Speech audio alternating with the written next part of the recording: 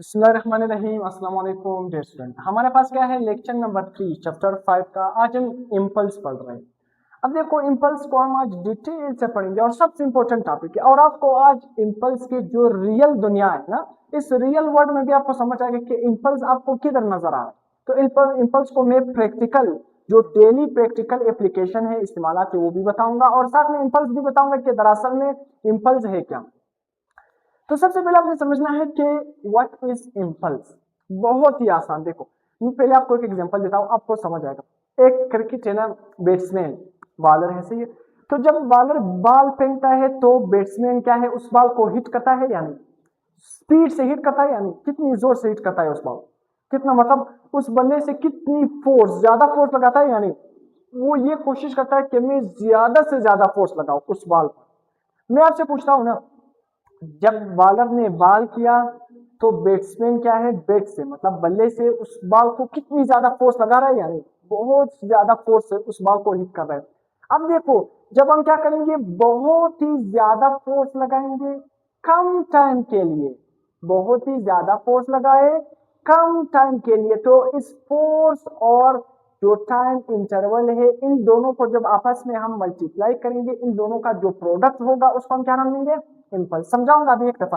देखो जो बैट्समैन है बॉल को हिट करता है, ज्यादा फोर्स लगाता है, यानी अगर मैं आपसे कहूं ये जो बल्ला है बैट्समैन का ना, बैट्समैन के साथ जो ये बैट पड़ा है, मतलब ये बल्ला यहाँ पर गेंद आ गया, तो इस बल्ले और गेंद के दरमियान जो कॉन्टेक्ट टाइम है, ये जब एक दूसरे के साथ बैट, सपोज हमारे पास क्या है, ये हमारे पास बॉल है ना, ये जो बॉल है यहाँ पर गेंद आ गया, इस ये में सपोज क्या है, बल्ला समझो, तो बल्ला है, जब ये बल्ले से बैट्समैन इसको हिट करता है ना, तो बॉल और बैट के दरमियान कॉन्टेक्ट टाइम कितना होता है, बहुत ही कम टाइम। ये बहुत ही कम टाइम एक दूसरे के साथ कॉन्टेक्ट में आते हैं फिर चले जाते।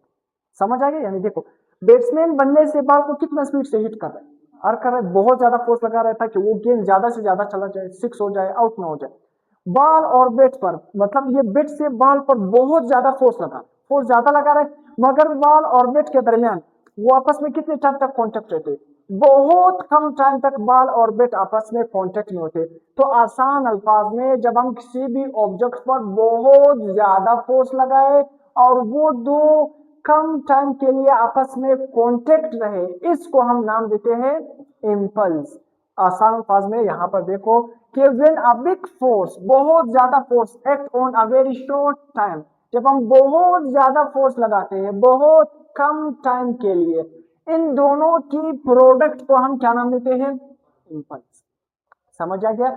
से भी ऑब्जेक्ट पर जब हम बहुत ज्यादा फोर्स लगाते हैं बहुत ही कम टाइम के लिए, जिस तरह बैट्समैन बॉल को हिट करता है तो कितना ज्यादा फोर्स बॉल पर लगाता है, बहुत ज्यादा फोर्स लगाता है, मगर अगर आप वहां पर ऑब्जर्व करोगे बॉल और बैट के दरमियान कॉन्टेक्ट टाइम, वो एक दूसरे के साथ जब कॉन्टेक्ट में आएंगे मिलेंगे, बहुत ही कम टाइम के लिए बॉल और बैट के दरमियान कॉन्टेक्ट होता है, बहुत ही कम टाइम के लिए, मगर फोर्स ज्यादा लग रहा है, बॉल पर फोर्स ज्यादा लगा रहा है, कौन लगा रहा है, बैट, मतलब बैट्समैन बल्ले से लगा रहा है। बैट और बॉल के दरमियान टाइम बहुत ही कम है, वो एक दूसरे के साथ बहुत ही कम टाइम के लिए कॉन्टेक्ट कर रहे हैं। तो जब हम ज्यादा फोर्स लगाए वेरी शॉर्ट टाइम के लिए, बहुत ही कम टाइम के लिए, तो इसको हम नाम देंगे इम्पल्स। फिर जब आप क्या करोगे, आसान अल्फाज में यहां पर एक लफ्ज मैंने आपको नहीं बताया, प्रोडक्ट। तो जब big force act on a very short interval of time, जब एक बहुत ज्यादा फोर्स लगे बहुत कम टाइम के लिए, जब हम किसी भी चीज पर बहुत ज्यादा फोर्स लगाते हैं शॉर्ट, मतलब क्या है, शॉर्ट इंटरवल ऑफ टाइम में, मतलब बहुत कम टाइम हम लगाते हैं, तो इन दोनों की जो प्रोडक्ट होगी, इन दोनों की जो प्रोडक्ट होगी उसका हम नाम देंगे इम्पल्स।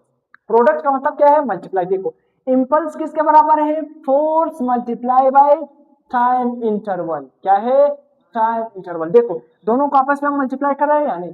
तो देखो आसान अल्फाज में जब हम एक ज्यादा फोर्स, बड़े फोर्स को, ये भी मैं समझाऊंगा कि ज्यादा फोर्स क्यों लग रहा है, कम फोर्स क्यों लग रहा है, फायदा क्या है, नुकसान, ये मैं बताऊंगा। ऐसा ऐसा अपनी चीजों को समझना है। तो अगर बहुत ज्यादा फोर्स लगे बहुत ही कम टाइम के लिए, तो इन दोनों को अगर हम आपस में मल्टीप्लाई कर देंगे तो इन दोनों का जो प्रोडक्ट होगा वो किसके बराबर आएगा, इम्पल्स।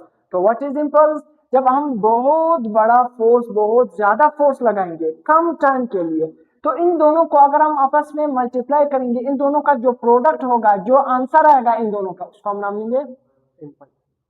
समझ आ गया इम्पल्स।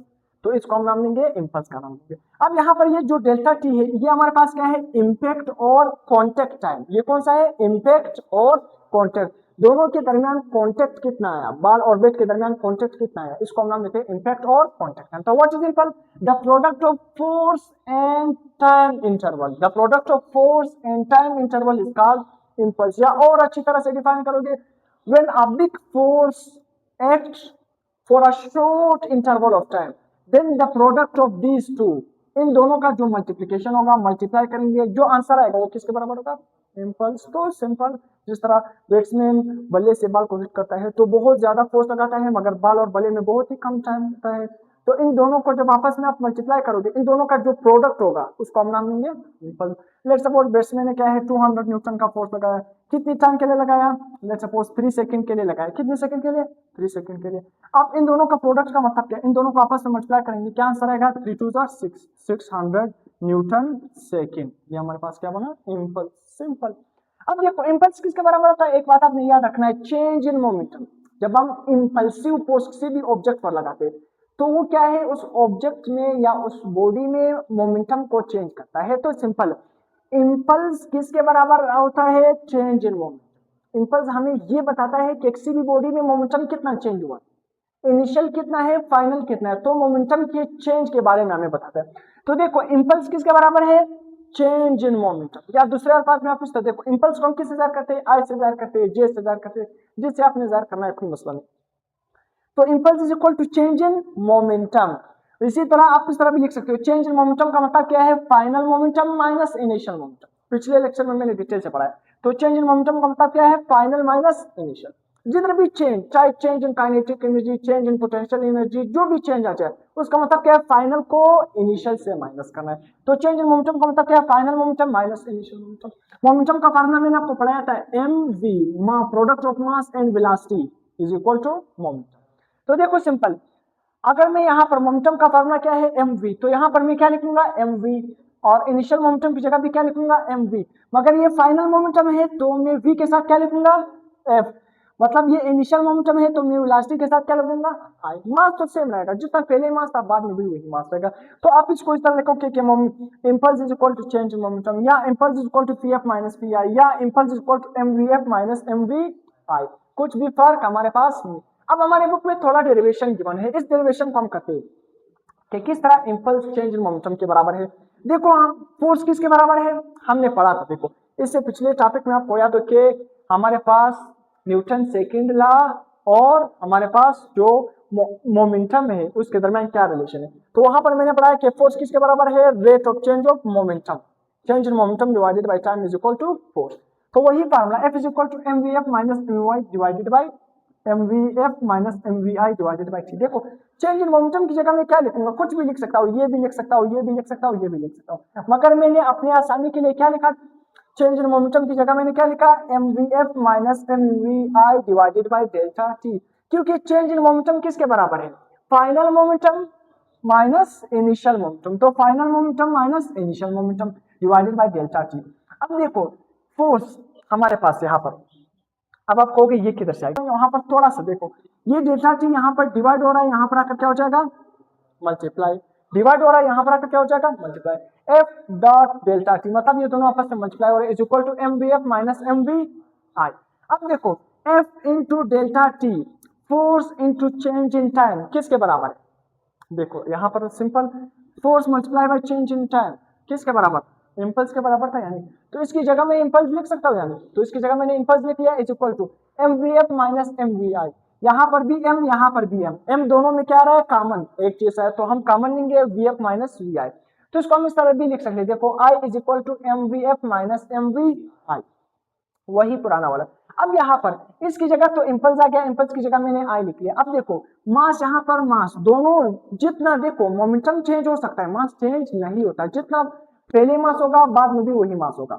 अब देखो तो मैंने मास लिख लिया डॉट चेंज इन वेलोसिटी, देखो यहाँ पर फाइनल यहाँ पर इनिशियल है, तो मैं किस तरह लिखूंगा इसको, change in velocity. Change in velocity अगर मैंने वापस लिखना है तो मैं किस तरह लिखूंगा, change in velocity. Change in velocity का मतलब क्या है, vf minus vi, final velocity minus initial. जिधर भी चेंज होगा, जिस चीज का चेंज होगा तो उस चीज का फाइनल को इनिशियल से माइनस कर देना बस।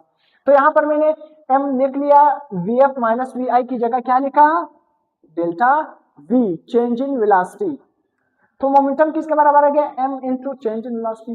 तो m into change in velocity की जगह मैं ये भी लिख सकता हूँ कि चेंज इन मोमेंटम, क्योंकि हमें यहाँ पर नजर दिया है कि mvf किसके बराबर है, फाइनल मोमेंटम, mvi किसके बराबर है, इनिशियल मोमेंटम। तो final momentum minus initial momentum, तो इसकी जगह मैं तो डायरेक्ट लिख सकता हूँ चेंज इन मोमेंटम। तो इंपल्स किसके बराबर आ गया, चेंज इन मोमेंटम। हमने प्रूव भी कर लिया कि मोमेंटम किसके बराबर है, इंपल्स किसके बराबर है, चेंज इन मोमेंटम।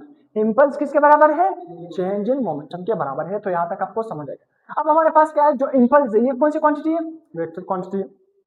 इंपल्स कौन सी है, हमारे पास वेक्टर क्वांटिटी है। वेक्टर क्वांटिटी का मतलब क्या है, इसको डिफाइन करने के लिए मैग्नीट्यूड के साथ साथ डायरेक्शन की भी जरूरत होगी।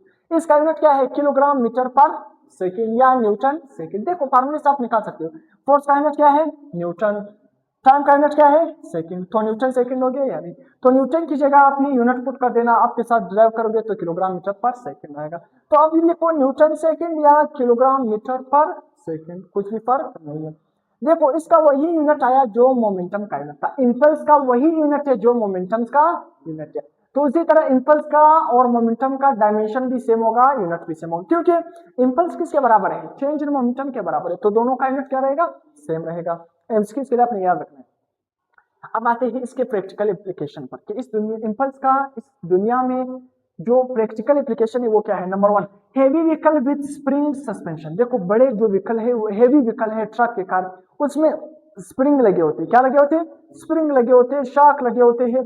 उसका काम क्या है, प्रोटेक्शन देना, गाड़ी को क्या देना।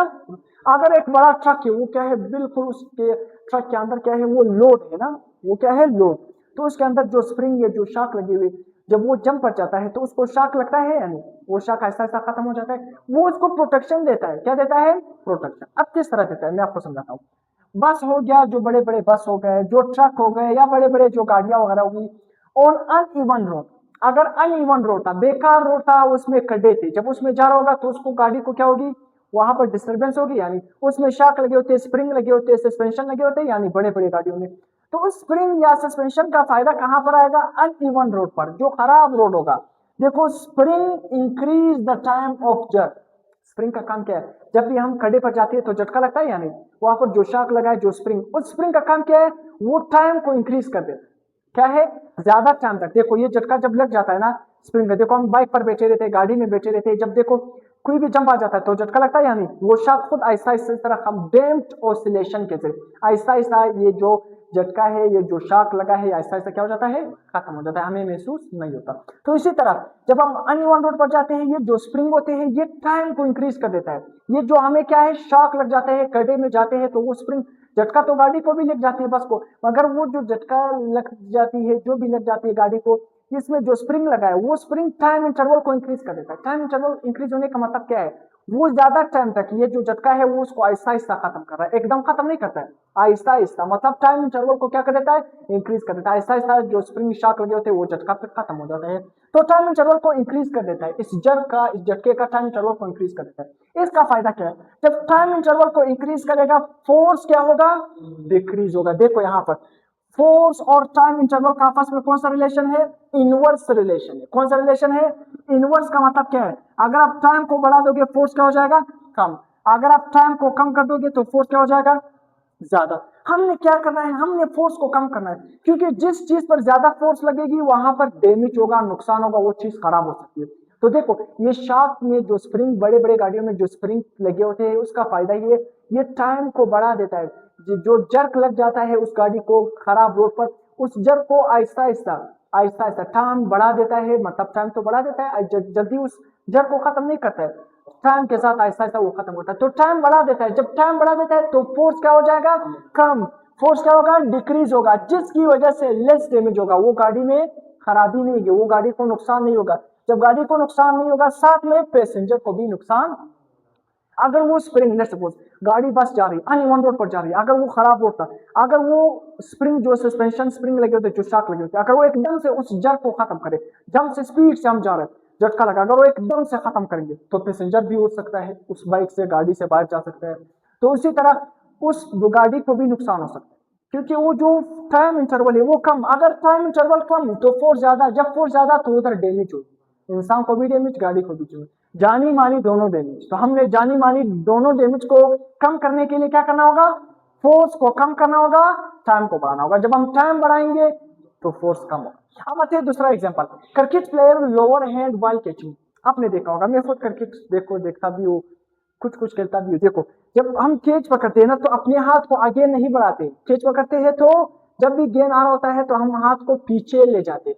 पीछे ले जाने का फायदा क्या है, लोअर हाथ को इसी वजह से हम लोअर करते हैं जब गेंद को पकड़ते हैं। उसका फायदा ये है हम टाइम इंटरवल को बढ़ा देते हैं। ऐसा नहीं कि हम हाथ जल्दी उसकी तरफ ले जा रहे हैं, अगर हम हाथ जल्दी उसकी तरफ ले जा रहे हैं इसका मतलब क्या है, वो जल्दी हाथ में आएगा। जल्दी हाथ में आने का फायदा क्या है, टाइम इंटरवल कम हो रहा है। जब टाइम इंटरवल कम होगा फोर्स इंक्रीज होगा, हमारे हाथ को भी नुकसान हो सकता है, डैमेज लग सकता है, और बॉल हमसे कैच नहीं होगी, बाउंस बैक होगा, मिस भी हो सकता है। तो इसी वजह से हम जब क्रिकेट प्लेयर कैच को पकड़ते हैं वो अपने हाथ को लोअर करते हैं, नीचे ले जाते हैं। वो क्यों, वो टाइम इंटरवल को बढ़ा देते हैं। जब टाइम इंटरवल बढ़ेगा तो वो क्या है, जल्दी कैच नहीं पकड़ते, हाथ को नीचे करते। जब हाथ को नीचे करेंगे तो उसका मतलब क्या है, गेंद से नीचे आ रहा है, टाइम बढ़ रहा है। टाइम इंटरवल जब बढ़ेगा तो क्या कम होगा, फोर्स कम होगा। टाइम इंटरवल बढ़ेगा तो फोर्स कम होगा। जब फोर्स कम होगा तो उसके हाथों को डैमेज भी नहीं होगा और कैच आसानी से वो पकड़ सकता है। तो देखो स्पीड से बॉल आ रहा होगा ना तो जो प्लेयर होगा वो अपने हाथों को लोअर बैक पीछे की तरफ मतलब नीचे ले आएगा। क्यों, इसी वजह से वो नीचे ले आता है ताकि टाइम इंटरवल बढ़ जाए। जब टाइम इंटरवल बढ़ेगा तो फोर्स कम हो जाए, क्योंकि टाइम इंटरवल का फोर्स के साथ कौन सा रिलेशन है, इनवर्स। जब हम टाइम इंटरवल को बढ़ा देते हैं तो फोर्स कम हो जाता है। फोर्स कम होने का मतलब क्या है कि डैमेज कम होगा, उस बंदे को नुकसान कम होगा।